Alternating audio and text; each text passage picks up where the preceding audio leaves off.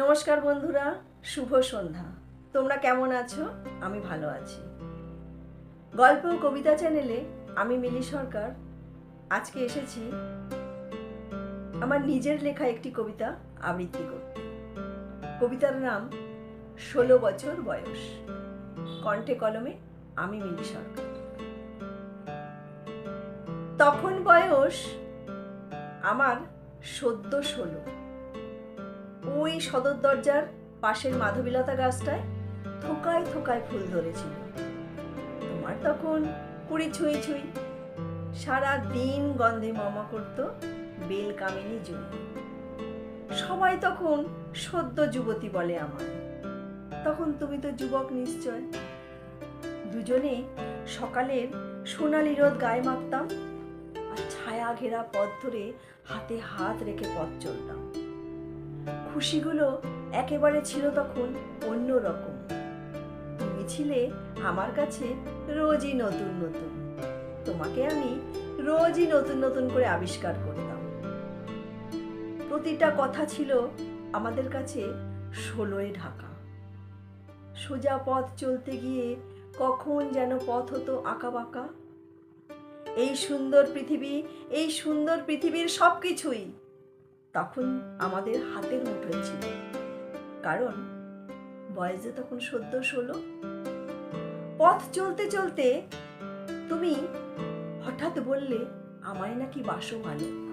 এই কথাটা শুনতে বেশ লাগছিল, কারণ বয়স যে সদ্য 16। আমি বললাম, বাসো তো ভালো, আমার কাছে চাওটা কি? তুমি বললে, বেশি কিছু না তো, ছোট্ট খামে একটা চিঠি। আমি বললাম, ব্যাস ওইটুকুই, কি লিখবো তাতে? তুমি বললে, এখন ছাড়ো না, শুয়ে শুয়ে ভেবো রাতে। আবার তুমি বললে, বাসো তো ভালো, লিখতে তো হয় কিছু। আমি বললাম, লিখতেই হবে, লেখাটা কি না লিখলেই নয়?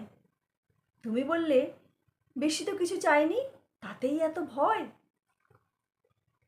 আবার নদীর পাড় বরাবর চলতে চলতে হঠাৎ যেতেম থেমে, কারণ পশ্চিম আকাশে সূর্য যে গিয়েছে সদ্য নেমে।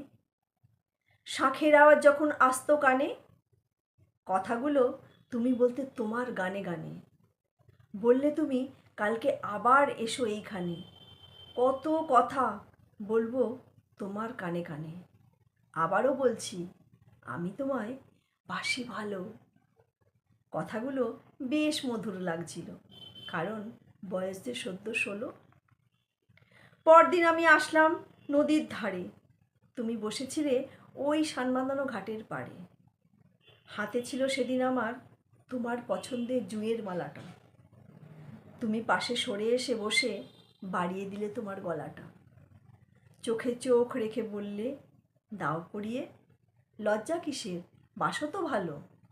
আমি একটু লজ্জা পেলেম বটে, কিন্তু দিলেম হাত বাড়িয়ে। কথাগুলো লজ্জায় ঢাকা থাকলেও বেশ শোনাচ্ছিল, কারণ বয়স যে মাত্র 16। ভরে গেল বাড়ি বাড়ি সন্ধ্যা প্রদীপের আলো। হাতটি ধরে বললে, কাল আবার এসো কিন্তু, আমি যে তোমায় বাসি ভালো। কথাগুলো রাতের ঘুম কেড়েছিল, কারণ বয়স যে শুধুই 16। নমস্কার।